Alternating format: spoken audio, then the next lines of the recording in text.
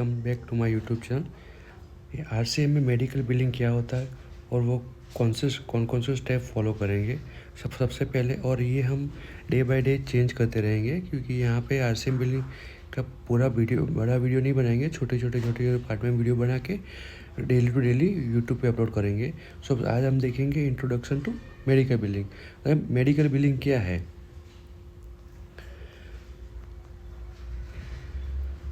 What happen when your family और any member sick, मतलब कोई भी आपका फैमिली सिक होगा तो आप क्या करोगे?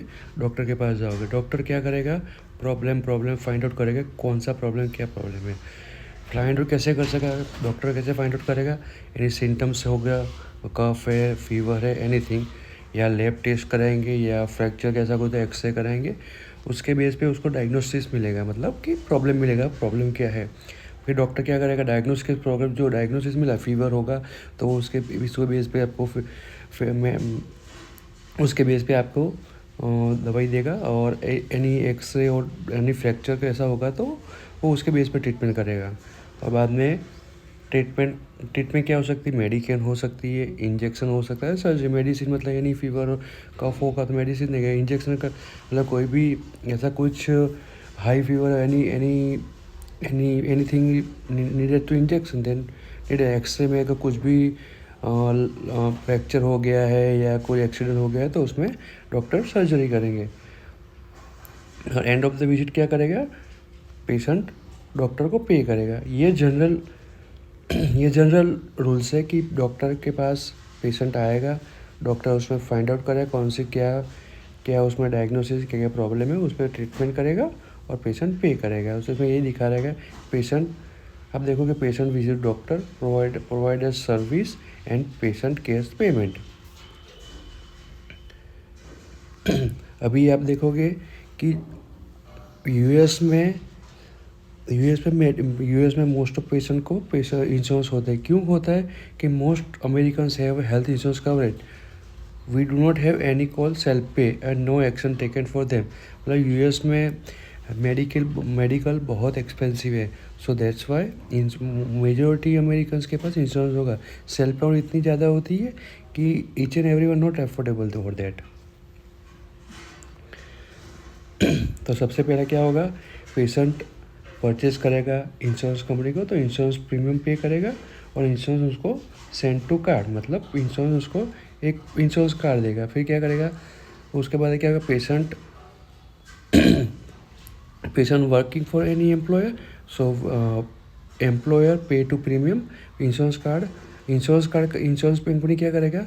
इंश्योरेंस कार्ड देगा पेशेंट को, सिंपल इंश्योरेंस कार्ड हम देखेंगे इंश्योरेंस कार्ड कैसे हो सकता है। सपोज अब तो देखोगे कि ABC इंश्योरेंस पे पार्टनर्स, मतलब वो इंश्योरेंस कंपनी भी अलग अलग हो सके। यहाँ पे मेडिकेयर, एटना, BCBS, वो अलग अलग इंश्योरेंस के यहाँ पे नाम हो सकते हैं।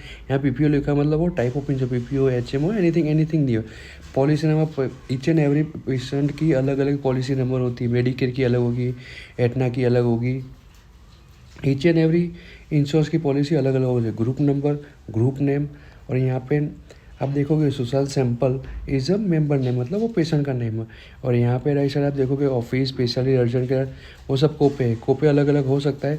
आपको कोपे क्या होता है, को इंश्योरेंस क्या होता है, तो मैंने ऑलरेडी इसके लिए पेमेंट पोस्टिंग का डिटेल वीडियो बनाया हुआ, तो आप जाके देख सकते हो। ऑफिस वेट कोपे, स्पेशलाइज कोपे, इमरजेंसी रूम कोपे, अर्जेंट केयर, ये जो कोपे की अलग अलग अमाउंट है, स्पेशलाइज वाइज अलग अलग हो सकती है। और नीचे दिखा है इन नेटवर्क का परसेंटेज, को इंश्योरेंस आउट ऑफ नेटवर्क कितना है, वो सब हमको इंश्योरेंस कार्ड से मिल जाएगा।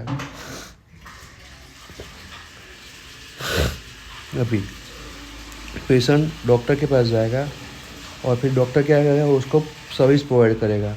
जो भी डायग्नोसिस मिलेंगे उसके बेस पे उसको सर्विस प्रोवाइड करेगा। फिर पेशेंट क्या करेगा? उसको इंश्योरेंस कार्ड देगा।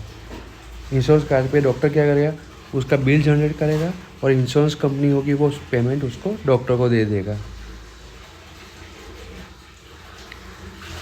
मेडिकल बिलिंग, अभी इसमें मेडिकल बिलिंग जो RCM है उसमें मेडिकल बिलिंग का क्या पार्ट होता है वो हम देखेंगे।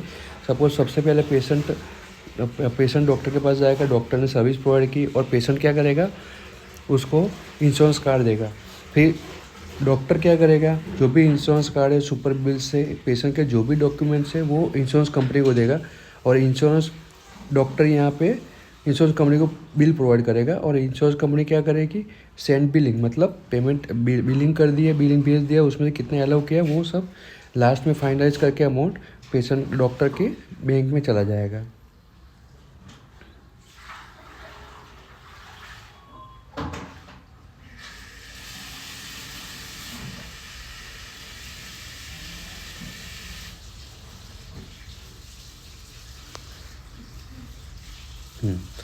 अभी doctor hire the employ to take care of insurance aspect, मतलब डॉक्टर के पास इतना टाइम नहीं रहता है कि वो इस ईच एंड एवरी पेशेंट को देख ले, ईच एंड एवरी पेशेंट को भी देखे, और वो ईच एंड एवरी सुपर भी डॉक्टर को इंश्योरेंस कंपनी को भेजे। डॉक्टर के पास इतना टाइम रहता है तो वो क्या करता है, इन हाउस टाइप करता है। इन हाउस टाइप में मतलब पेशेंट डॉक्टर के पास जाएगा, डॉक्टर सर्विस प्रोवाइड करेगा, इंश्योरेंस कार्ड, और पेशेंट बाद में क्या करेगा, इंश्योरेंस कार्ड डॉक्टर को देगा। और डॉक्टर के इन हाउस स्टाफ होगा तो वो क्या करेगा, एलिजिबिलिटी चेक करेगा, super bill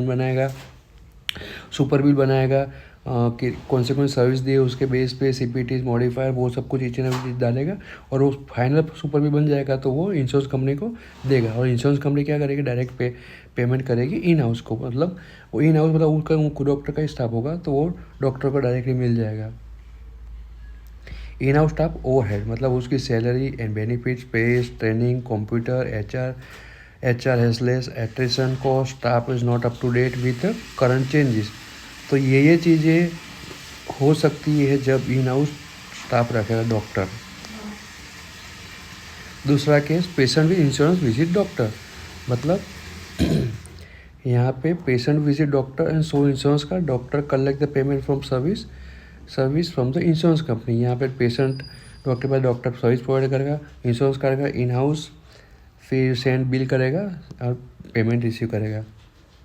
where we come, मतलब यहाँ पे बिलिंग कंपनी का रोल क्या रहेगा, we assume role of in house but is transparent to the patient और इंश्योरेंस कंपनी। मतलब ये जो इन हाउस है वो बिलिंग कंपनी ही रहेगी। सपोज़ कि जो आरसीएम बिलिंग कंपनी रहती है वो बिलिंग करती है, पोस्टिंग करती है, एआर करती है, ईच एंड एवरी वीक चीज़ करती है।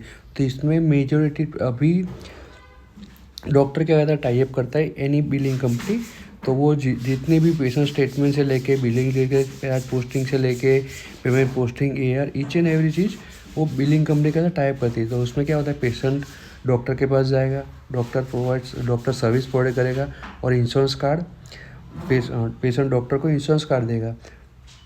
डॉक्टर क्या करेगा, ईच एंड एवरी चीज़ जो इंश्योरेंस कार्ड मिला है उसके विजिट नोट, डायग्नोसिस, सीपीटीज कौन सी प्रोसेस की, सब कुछ each and every cheese billing company prepare करेगा ईच एंड एवरी कि कौन सी सीपीटी यूज़ करना है, कौन सा डीएक्स यूज़ करना है, पेशेंट इनएक्टिव है कि नहीं, एलिजिबिलिटी चेक करेगा। वो सब कुछ क्लेम क्रिएट करने के बाद वो इंश्योरेंस कंपनी को देगा। Insurance company payment directly doctor को ईएफटी या चेक थ्रू डॉक्टर के ऑफिस में चली जाएगी।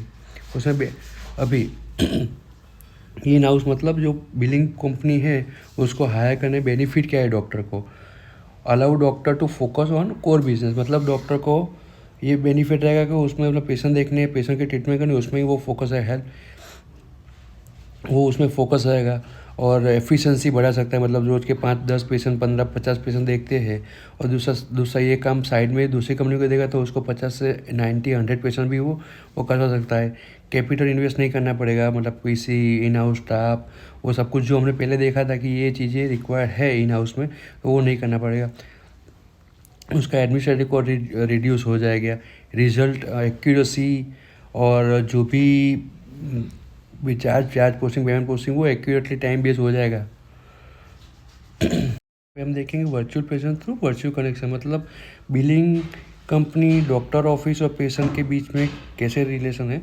सपोज़ कि पेशेंट डॉक्टर के पास जाएगा, डॉक्टर को सब इन्फॉर्मेशन देगा। उसके बाद बिलिंग कंपनी जो बैकएंड में काम करती है, बिलिंग कंपनी और फ्रंट डेस्क ऑफिसर दोनों को कम्युनिकेशन है। Front desk office and insurance company वो दोनों का कम्युनिकेशन ज़्यादातर रहेगा।